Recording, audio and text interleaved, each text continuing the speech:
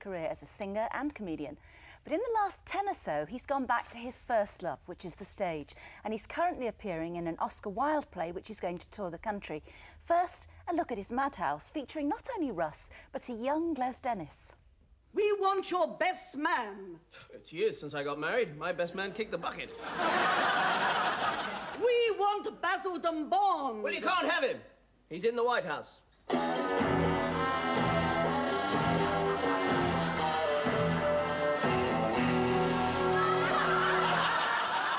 I'm back, sir. In another dramatic scene, Cooperman discovers a young woman threatening to throw herself off the top of a skyscraper.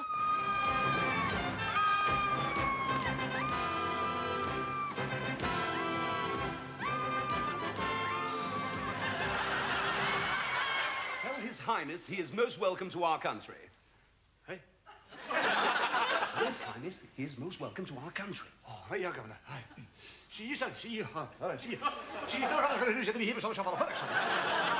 Basildon, you're back. Yes, it's been playing me up lately. I've got a slip disc. Russ is here now. I and my parents used to absolutely love that. I mean, it was just... Madhouse? Madhouse. Yeah. It was just daft. Oh, yes, they were great times, great fun. It was great fun to do. Did you once say that you, Tom Courtenay it was, and Albert Finney were huge fans of watching you on At the National, apparently, right? yes.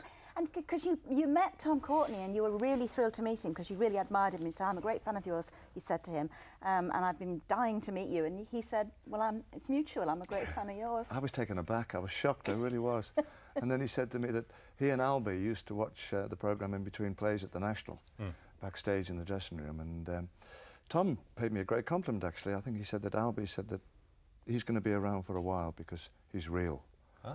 And I thought that was quite unique. The thing is, if when that show was at its height and you swapped channels, everybody was after you, as Judy said, it won award after award for comedy. If somebody had said to you, and certainly to say us, oh yeah, he's going to be a very serious actor in about 5 years from now. He's going to be in serious TV dramas like September Song, which is a wonderful, wonderful series.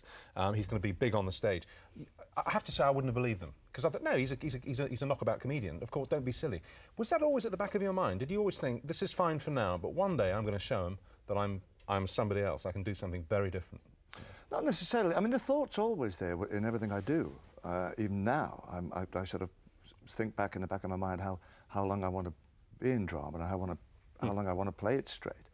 Do I ever want to go back to that kind of format? Do I ever want to go back to sketch comedy? So you're never sure, and what you have to do really whilst you're in that particular vehicle is concentrate wholly on that particular run and what you're doing. Yeah. So all my energies were concentrated on the Madhouse and the sketches, and whilst I was in it, enjoy the most of it, because then you're giving it 100%. But did you know that you could act classically? Did you know that you actually had it in you to be a very good stage actor, a theatre actor? I think so. I think Did so, you, because really? I actually believed in the characters, as silly as they were, Basil and Bond, you know, Licence to Kill and Drive a Heavy Goods Vehicle.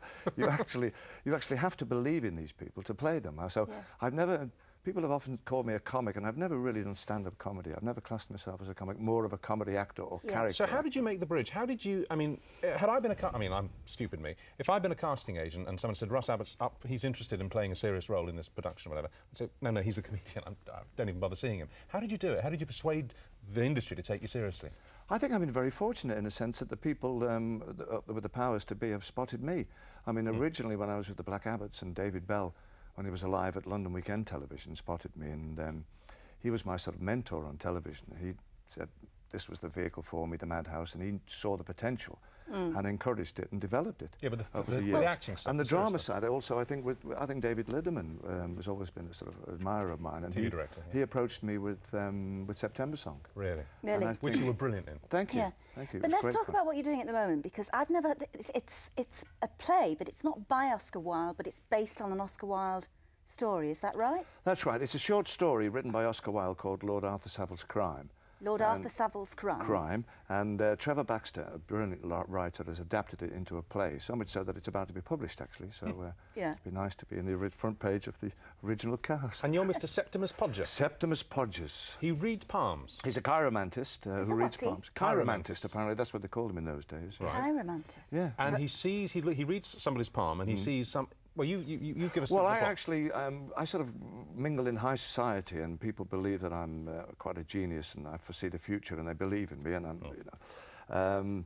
But Lord Arthur himself thinks I'm a bit of a charlatan and a bit of a crook, so he puts me to the test, and I read his palm, but I see that he's going to commit a murder, and that's when the plot begins. You see. Right.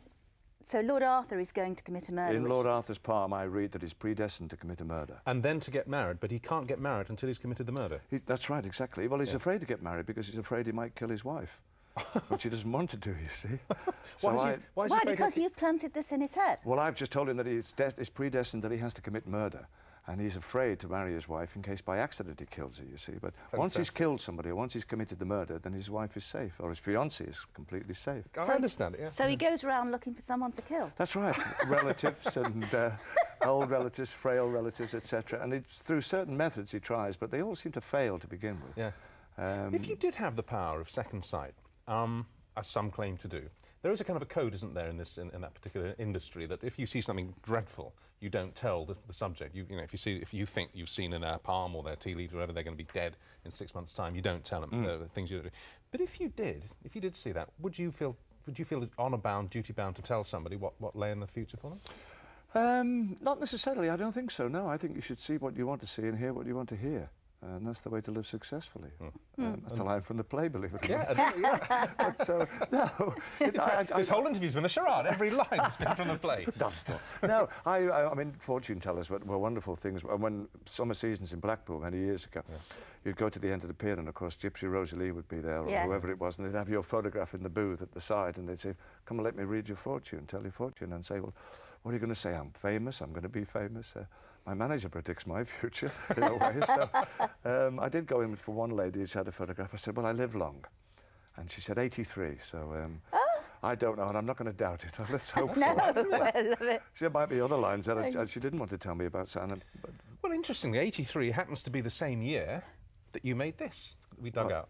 Oh, you're on top of the pops. Oh, really? Fab. We couldn't resist saying A few minutes ago, we saw Amy Stewart. She went up 22 places in the charts this week. So's this next guy, Russ Abbot, Atmosphere at number 18.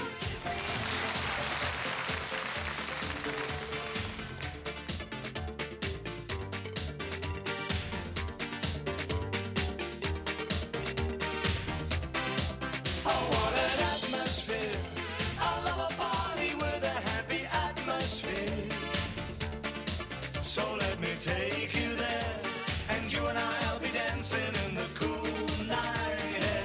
Oh, oh, oh, what an atmosphere. I love a party with a happy atmosphere. Music everywhere, and soon we'll be dancing in the cool night air. And then my number 18, it got to number 7, that did. yes, it and did. it's one of the most played records at weddings, still. Christmas weddings.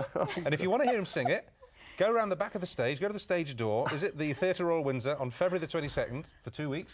And you'll sing it on the pavement, won't you? I can't remember the words. We had to say it. Good luck with the run. Richard, thank you so much. It's the Theatre Royal Windsor for a couple of weeks, but then off right round the country. Yes. Yeah, great, fantastic. Thank Many you. congratulations Sounds really on your acting career. It's Thank you very fantastic. much It's indeed. Cheers. And still to come, why the programme Desperate Housewives? Do you watch Desperate Housewives? I don't get a chance to see much TV. Oh man, you've got to watch unfortunately. Desperate Housewives. Really? It's on tonight, 10 o'clock. Just try one. You'll be hooked. Okay.